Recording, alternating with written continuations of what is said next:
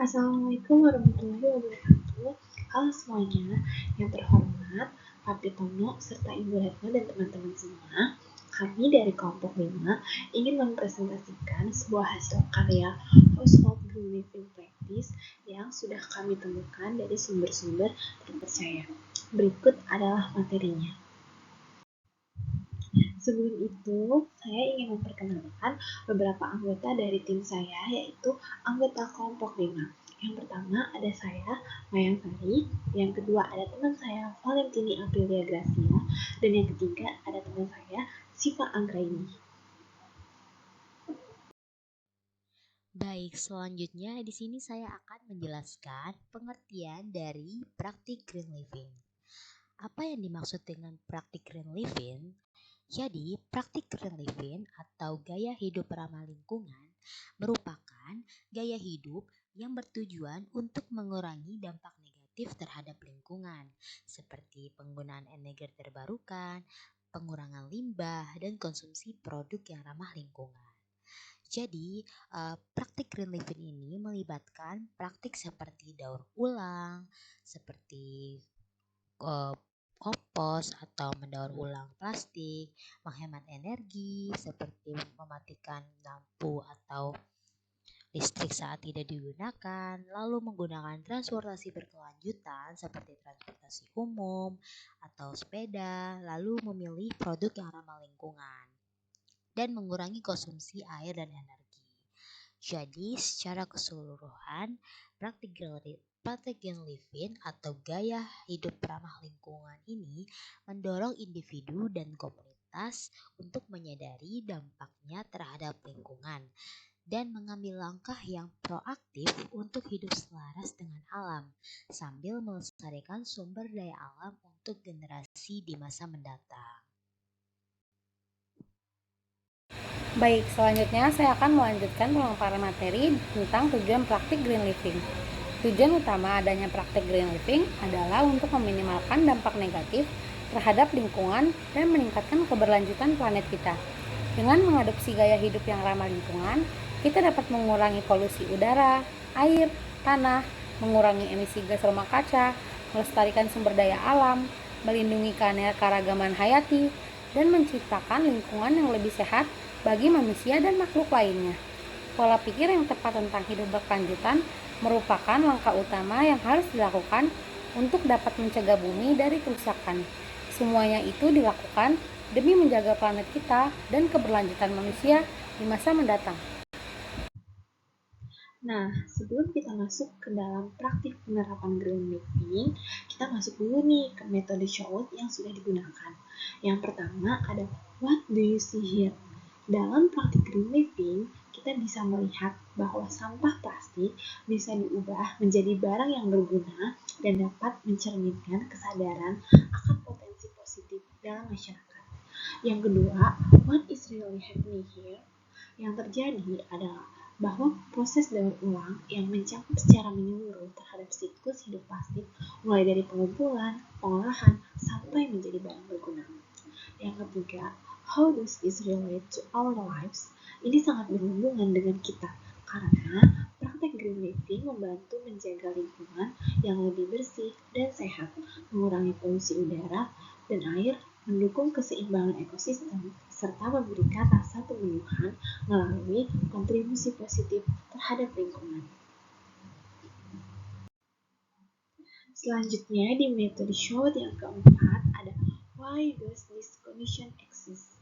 Hal ini bisa terjadi karena banyaknya permasalahan limbah plastik di masyarakat, yang kemudian dibuatlah sebuah kebiasaan daur ulang yang juga memiliki manfaat bagi masyarakat setempat. Yang kelima, what can we do about it? Tentunya tugas kita mencakup edukasi masyarakat tentang pengelolaan sampah, mendorong penggunaan kembali, dan mendukung inisiatif daur ulang.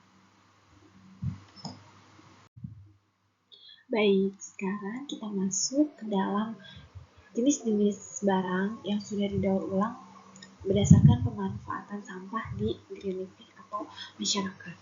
Nah, di gambar pertama ini ada kita bisa lihat di sini ada dua gambar yang berasal dari sampah plastik yang biasanya sering kita temukan, yaitu ada dari botol dan dari sedotan. Nah, seperti yang kita tahu bahwa sampah plastik itu sangat susah sekali terurai. Bahkan jika kita kubur di dalam tanah, itu akan baru terurai berpuluh-puluh tahun yang akan datang. Dan apabila kita bakar sampahnya, itu akan menjadi pencemaran udara. Oleh karena itu, satu-satunya cara yang dapat kita lakukan ialah meminimalisir penggunaan sampah plastik seperti botol atau sedotan. Pada zaman saat ini kita sudah sering menggunakan tumbler atau botol minum yang bisa kita gunakan berkali-kali agar kita tidak menggunakan botol plastik. Lalu sekarang juga ada stainless sedotan yang bisa kita gunakan berkali-kali juga dengan cara dicuci dibandingkan dengan menggunakan sedotan dari plastik. Nah, di sini kita bisa lihat di gambar sebelah kiri ada sebuah tong sampah yang berasal dari sampah botol plastik. Ini digunakan sebagai tong sampah karena menurut masyarakat ini sangat berguna gitu. Jadi daripada botol-botol yang berserakan, lebih baik dikumpulkan dan dijadikan sebuah barang yang berguna yang juga dapat mencerminkan sebuah recycle atau pengelolaan sampah dari botol plastik. Lalu di gambar yang sebelah kanan itu ada sebuah kotak tisu yang berasal dari sedotan. Kita bisa lihat bahwa sedotannya itu ada warna-warni dan digunting-gunting menjadi sebuah kotak tisu, yang dimana biasanya kita menggunakan kotak tisu itu yang berasal dari kain atau yang berasal dari kaca dan lain-lain. Dan ini juga salah satu ide yang sangat kreatif karena dari sedotan bisa diubah menjadi sebuah kotak tisu. Selanjutnya di sini ada contoh gambar ya, gambar furniture, khususnya bangku dan kursi. Nah, ini merupakan upaya dari mengurangi limbah plastik yang dimana akan mencemari lingkungan. Jadi bagaimana sih proses pembuatan bangku dan kursi ini? Dari daur ulang sampah plastik. Nah, yang pertama ada pengumpulan sampah plastik.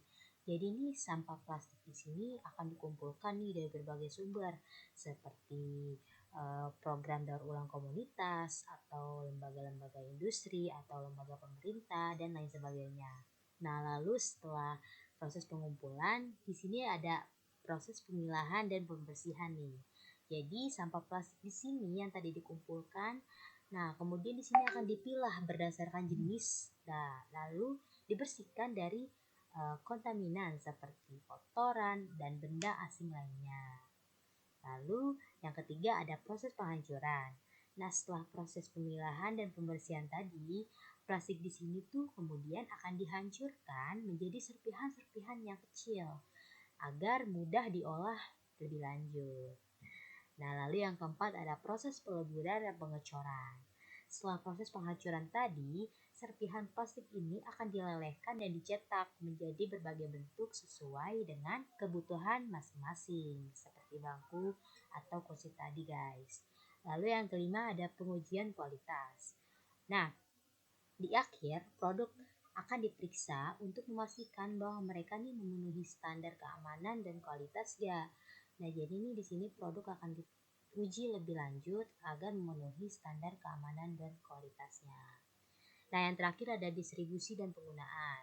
Setelah melewati tahap pengujian tadi nih, bangku dan kursi ini tuh akan didistribusikan untuk digunakan di berbagai tempat seperti taman, taman bermain, atau sekolah atau fasilitas umum lainnya ya. Nah, jadi penggunaan furniture khususnya bangku dan kursi ini dari daur ulang sampah plastik ini membantu mengurangi jumlah sampah plastik yang masuk ke lingkungan serta memberikan contoh nyata tentang bagaimana limbah dapat diubah menjadi produk yang bermanfaat. Nah, jadi ini adalah langkah yang positif ya dalam mendukung praktik ramah lingkungan dan pengelolaan limbah yang berkelanjutan. Baik, selanjutnya saya akan menjelaskan tentang pemanfaatan daur ulang sampah menjadi barang yang mampu bernilai jual. Seperti contoh yang ada di samping, saya sudah menaruh gambar dan saya mengambil salah satu contoh barang, yaitu sebuah tas tote bag yang terbuat dari kemasan kopi saset. Saya akan menjelaskan tentang bagaimana cara supaya kemasan kopi saset tersebut bisa mampu menjadi tote bag. Pertama-tama kita harus mengumpulkan kemasan kopi saset tersebut dan membersihkan dan harus kering. Selanjutnya, potong bagian atas dan bawah kemasan kopi sehingga tersisa bagian tengah yang datar. Kemudian, lipat bagian atas dan bawah ke dalam sekitar 2-3 cm untuk membuat pinggiran yang rapi. Selanjutnya, lipat kedua sisi kemasan ke tengah sehingga bertemu di tengah dengan bentuk seperti tas. Selanjutnya, jika ingin lebih kuat, Anda dapat menjahit bagian lipatan tersebut menggunakan mesin jahit. Yang terakhir, pasang pita pengikat atau tali rafia sebagai pegangan tote bag. Itu dia penjelasan saya tentang pembuatan tas tote bag dari bungkus kemasan kopi saset yang didaur ulang menjadi sebuah tas yang bernilai jual ekonomi. Baik, selanjutnya saya akan menjelaskan tentang kesimpulan dari pemaparan materi kita hari ini. Dengan mengikuti praktek green living, kita telah ikut berpartisipasi untuk menjaga bumi dengan mengurangi jejak karbon, konservasi sumber daya, meningkatkan kesehatan dan kesejahteraan, meningkatkan kesadaran lingkungan, dan mendorong tindakan kolaboratif untuk melindungi planet kita. Singkatnya, praktek green living ini sangat berpengaruh untuk kelangsungan kehidupan manusia di masa yang akan mendatang. Terima kasih. Mengakhiri sesi ini, izinkan saya dan rekan-rekan saya untuk mengucapkan terima kasih atas waktu dan perhatian kalian pada hari ini. Jika ada kesalahan kata atau ketidakjelasan dalam informasi yang kami sampaikan, saya minta maaf yang sebesar-besarnya. Kami sangat menghargai partisipasi dan minat kalian dalam topik Green Living kali ini. Jadi, Green Living ini bukan hanya tentang praktik-praktik ramah lingkungan, tetapi juga tentang mengubah gaya hidup individu menjadi lebih berkelanjutan dan bertanggung jawab terhadap alam. Dengan melakukan langkah-langkah kecil seperti mengurangi sampah, menghemat energi, menggunakan produk ramah lingkungan, dan mendukung inisiatif lingkungan, kita dapat memberikan kontribusi positif bagi planet ini dan generasi yang akan datang. Dengan demikian, mari kita semua berkomitmen untuk hidup secara hijau dan membantu mewujudkan dunia yang lebih lestari bagi semua makhluk hidup. Terima kasih. Wassalamualaikum warahmatullahi wabarakatuh.